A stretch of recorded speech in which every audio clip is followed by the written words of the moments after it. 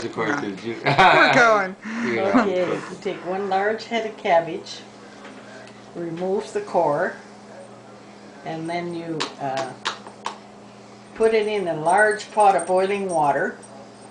Add a quarter cup of salt, a half a cup of white vinegar, and you put the head of cabbage into the water, into a large kettle, and boil till it comes to like crystal clear. Not, you know, that it's not, you can see through it. And it's pliable, because if the cabbage leaf is not cooked enough, when you handle it, it'll crack. You don't want that to happen, so it has to be boiled enough to be clear like that, and then you can roll it and do anything with it without it breaking. Because raw cabbage, you know, if you try to bend it, it's going to break. 15 minutes for a head? Well, no, see what happens is if you've got a big enough kettle of boiling water, and the core is out, as it's boiling, these leaves will separate one at a time. In fact, sometimes you'll have 3, 4, and they're all leaving the head. So then as you keep watching it, those are the ones that you take out as they turn crystal. You take them out, and I just put them in a pan, a 9 by 13 inch pan. Let them cool as they're boiling, as they're done. And then when the whole head is cooked, and they're all separated, then I take them and put them all in this pan. And then I take them and cut that main nerve, that thick vein, cut it even with the head, with the leaf. Don't cut it down past so that when you roll it, you don't have this big thing in the middle, because then your cabbage rolls will not come out nice. They'll be floppy. And when you cook them, then they'll fall apart. So make sure you don't cut too deep, just that it's even with the leaf. And then you mix 2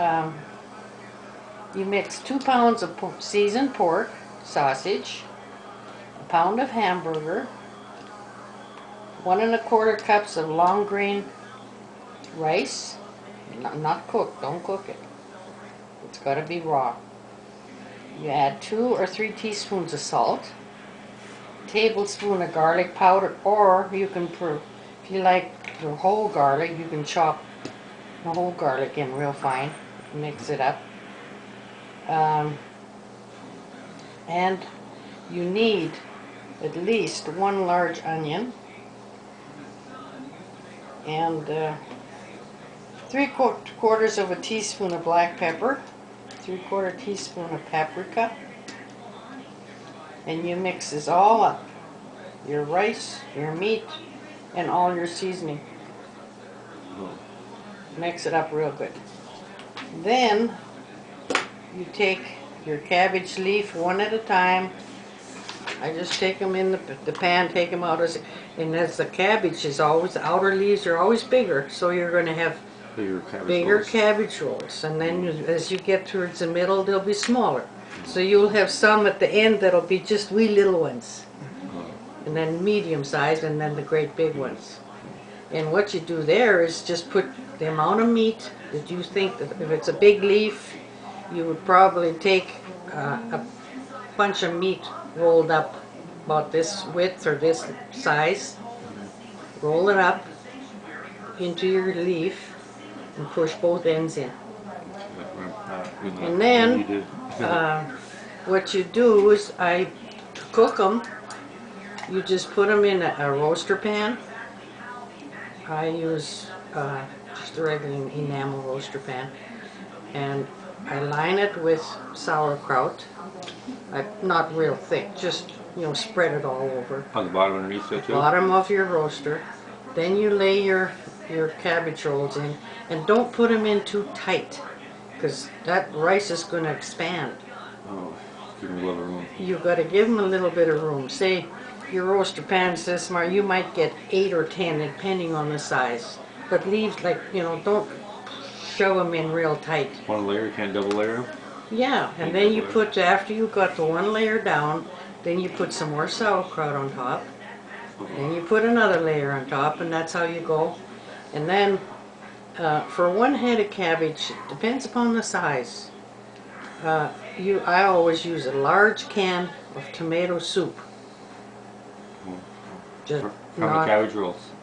pour it, just take it out of the can and just slap it all over the top of the cabbage rolls. When it's all done, we get that layered? And then, Or each layer? huh? Each layer? Tomato soup? No, just put it all out on top Oh. of all, as high as you're gonna go. I never go more than 2 layers of cabbage rolls, because that's a lot of cabbage rolls. There's a lot of meat and a lot of food there. And if you make extra, you don't have to cook them. Put them in a plastic bag and stick them in your freezer and cook them up as you want. So they'll keep. When I was out at Kathy's, we did about 15 pounds.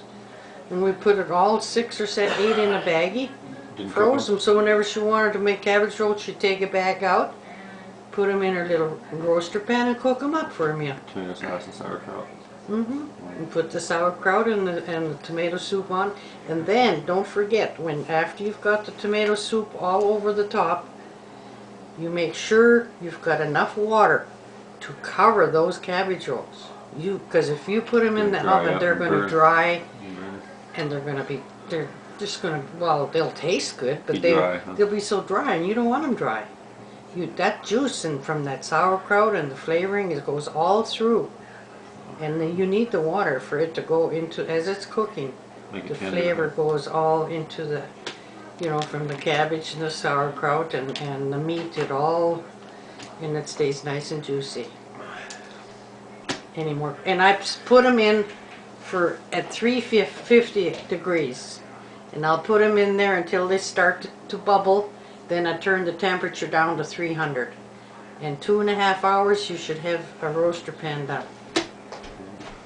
The pork isn't cooked or nothing either, huh? Marty, how do you like cabbage rolls? How I make them? How do you make cabbage rolls? If you make as long as I did. The only It'll be roll good he till can you're make done. is the one in the toilet. All right, everybody.